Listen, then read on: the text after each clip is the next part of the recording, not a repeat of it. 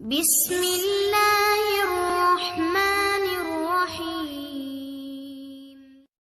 अस्सलाम वालेकुम रहमतुल्लाहि व बरकातुहू। कैसे हैं सब? I hope you all are fine.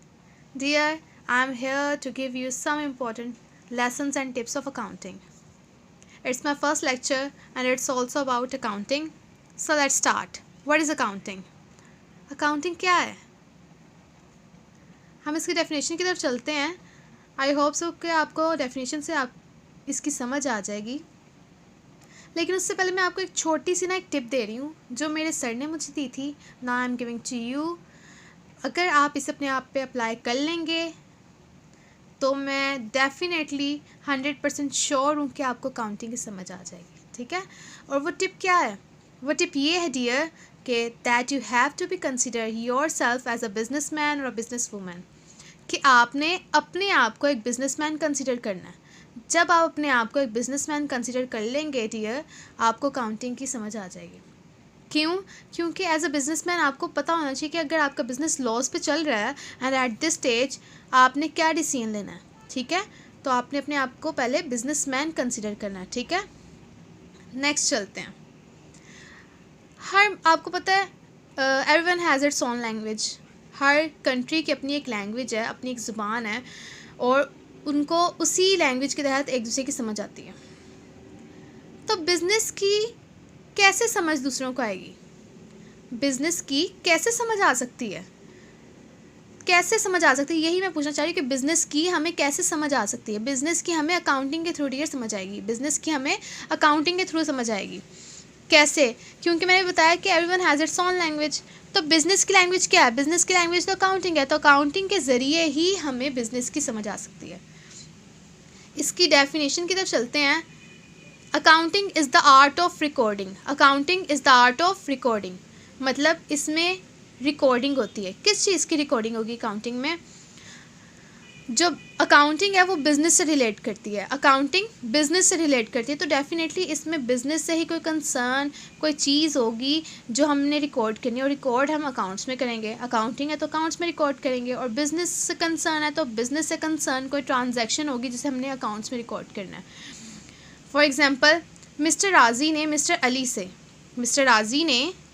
Ali से अपने प्लांट के लिए 5 AC परचेज़ किए। कितने AC परचेज़ किए हैं? 5 AC परचेज़ किए हैं। उन्होंने 2 कैश बेस पर परचेज़ किए हैं। एक की पर प्राइस थी 25,000। उन्होंने 2 कैश बेस पर, मतलब उन्होंने 2 की फौरी अदायगी कर दी। 2 की उन्होंने फौरी अदायगी कर दी और 50,000 उन्होंने फौरी अदा कर दिए। टोटल उन्होंने 5 AC परचेज़ किए थे। 2 AC की उन्होंने फौरी अदायगी कर दी। जो 3 AC थे उन्होंने क्रेडिट बेस पर परचेज़ किए हैं। मतलब नेक्स्ट मंथ की उन्होंने 5 को 75,000 पे करना है। किसको? मिस्टर अली को। मतलब हमने, जो हमारा अकाउंटेंट है, मिस्टर राज़ी के जो अकाउंटेंट है, उन्होंने क्या रिकॉर्ड किया है कि मिस्टर राज़ी ने किससे परचेज़ किए हैं? मिस्टर अली से। क्या परचेज़ किए हैं? AC परचेज़ किए हैं, मतलब एसेट्स परचेज़ किए हैं। कितने किए हैं? 5 किए हैं। 2 कैश बेस पर, 3 क्रेडिट बेस पर। ये क्या हो गया है? ये हमने रिकॉर्ड किया है। कहाँ रिकॉर्ड किया है डियर? अकाउंट्स में रिकॉर्ड किया है। ठीक है? तो accounting is the art of recording. Clear? Next चलते हैं। Classifying. Accounting is the art of recording. Classifying को जब हम देखते हैं ना तो हमें ग्रुपिंग याद आती है। मतलब क्लासिफाइंग कहते हैं ग्रुपिंग को। तो बिजनेस में, अकाउंटिंग में क्लासिफाइंग का क्या मतलब है? इसका मतलब ये है कि जो अकाउंट, जो ट्रांजैक्शन जिससे रिलेट करती है, हमने उसको उसी में रिकॉर्ड करना है। मतलब मिस्टर अली के अकाउंट में मिस्टर अली से रिलेट्स ट्रांजैक्शन को हमने रिकॉर्ड करना है। हमने एसेट्स के अकाउंट में AC को रिकॉर्ड करना है। हमने परचेजेस के अकाउंट में परचेजेस को रिकॉर्ड करना है। हमने राज़ी के अकाउंट में राज़ी की ट्रांजैक्शंस को रिकॉर्ड करना है। कैश के अकाउंट में कैश को रिकॉर्ड करेंगे।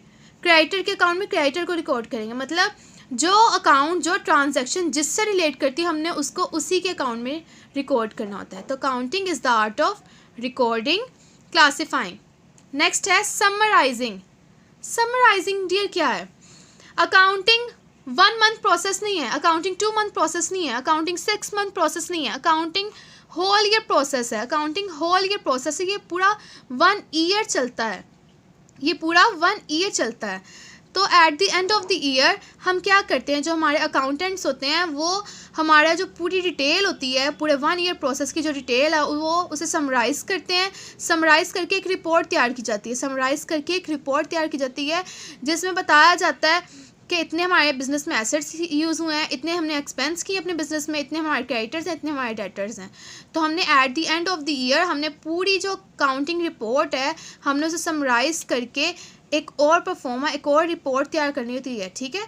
तो accounting is the art of recording, classifying, summarising. Next है रिपोर्टिंग। रिपोर्टिंग में क्या आएगा? रिपोर्टिंग का तो मतलब ही रिपोर्ट करना है। तो रिपोर्ट बिज़नेस में कौन करता है? मिस्टर राजी, मैंने अभी बताया, मिस्टर राजी जैसे बिज़नेस के एक ऑनर हैं, उनकी एक अकाउंटेंट है मिस जे।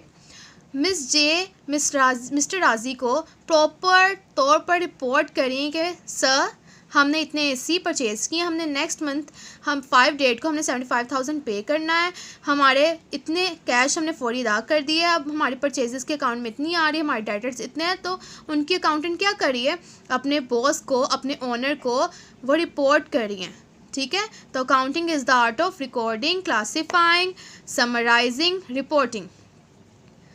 आगे है एनालाइजिंग।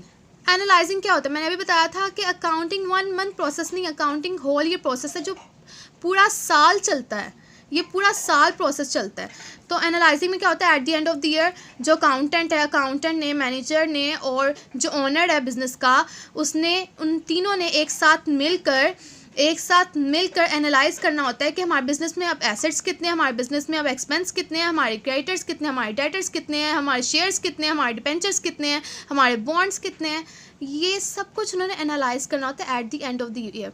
और उसके बाद जो अकाउंटेंट है वो इंटरप्रेट करते हैं, इंटरप्रेट डियर कहते हैं जांच पड़ताल करने को। वो हकीकी जांच पड़ताल करता है, उस पर इंटरप्रेटिंग करता है कि जो हमने एनालाइज किया वो वाकई यही है, उसमें कोई कमी पेशी तो नहीं, उसमें कोई अमाउंट्स की एरर तो नहीं आ गया, हमें उसे रेक्टिफाई तो नहीं करना पड़ेगा। तो at the end of the year analyse किया जाता है, इंटरप्रेट किया जाता है। Accounting is the art of recording, classifying, summarising, reporting, analysing, interpreting. Last and projecting business information. Dear, इस डेफिनेशन में ये जो लाइन है ना, ये मोस्ट इंपॉर्टेंट लाइन है। एंड प्रोजेक्टिंग बिजनेस इंफॉर्मेशन, इस लाइन का मतलब ये है कि हम बिज़नेस की इंफॉर्मेशन को तैयार करते हैं, हम बिज़नेस की इंफॉर्मेशन को तैयार करते हैं, लेकिन तैयार किसके लिए करते हैं? हम उनके लिए तैयार करते हैं जिन्होंने हमारे बिज़नेस से कंसर्न करना होता है, जिन्होंने हमारे बिज़नेस से रिलेट करना होता है, जिन्होंने हमारे शेयर्स खरीदने होते हैं, जिन्होंने हमारे डिबेंचर्स खरीदने होते हैं। फॉर एग्जांपल, जो पब्लिक लिमिटेड कंपनी होती है, जो प्राइवेट लिमिटेड कंपनीज होती हैं, वो एक अपना प्रोस्पेक्टस तैयार करते हैं जिसमें वो अपने पूरी कंपनी की जो होल ईयर उन्होंने किया है ना, मतलब उनको जितना प्रॉफिट हुआ है, उनको जितना लॉस हुआ है, वो एवरी डिटेल, वो हर डिटेल उस प्रोस्पेक्टस में लिखते हैं और उससे फिर पब्लिक को शो कर देते हैं, ताकि जिन्होंने उनके शेयर्स खरीदने, डिबेंचर्स खरीदने, बॉन्ड्स खरीदने हैं, वो फ्री माइंड के साथ, किसी डिप्रेशन के साथ नहीं, फ्री माइंड के साथ उनके शेयर्स खरीदें, ठीक है। ये पब्लिक के लिए अपनी बिज़नेस इंफॉर्मेशन तैयार की जाती है। तो accounting is the language of business, accounting he business की ज़ुबान है, क्योंकि अकाउंटिंग प्रोसेस के थ्रू ही हम अपने बिज़नेस दूसरों को समझा सकेंगे, ठीक है। Got it? तो एक बार मैं दोबारा रिवाइज करूँ, the accounting is the art of recording, record करना होता है, क्लासीफाइंग, ग्रुपिंग के तहत जो अकाउंट जिससे रिलेट करता है उसके अंदर उसे रिकॉर्ड करना है, समराइजिंग, समराइज करके रिकॉर्ड किया जाता है, reporting, analysing, interpreting and projecting business information. I hope कि आपको ये पूरी अकाउंटिंग डेफिनेशन की समझ आई होगी।